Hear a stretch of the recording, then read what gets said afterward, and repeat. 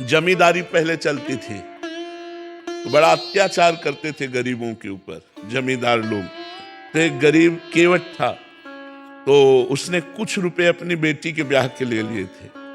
तो साल 2 साल में मेहनत करके पैसा एकत्रित किया और जमींदार को दे दिया जाके, अपनी खेती से कमा के। जमींदार ने वो रुपया लिया पर फाइल से नाम नहीं काटा, कर्जा का जो हिसाब था वो काटा नहीं।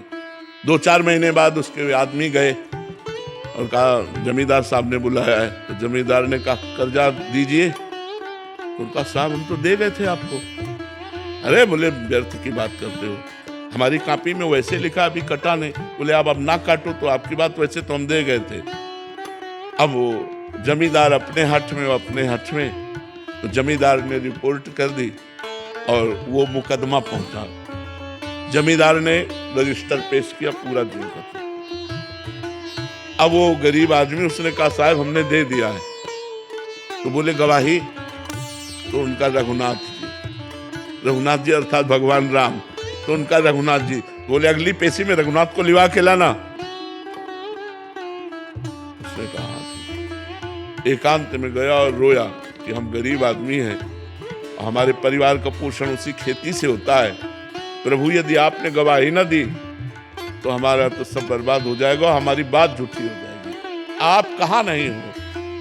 जिस समय वो पैसा दिया था उस समय आप थे, क्योंकि आप सर्वत्र हैं तो आप उस जगह भी थे, इसलिए आपको गवाही देनी पड़ेगी। पहुंचा, उनका अपनी गवाही पेश करो। तो उनका बुला, उसका नाम रघुनाथ है।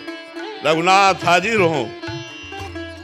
लाठी टेकते हुए आए और जमींदार से कहा 100 का नोट हुआ, 200 का नोट हुआ, इतने सोने के सिक्का उस जगह तुम्हारे रखे, वो इसी के तो दिए हुए हैं, हमने देखा।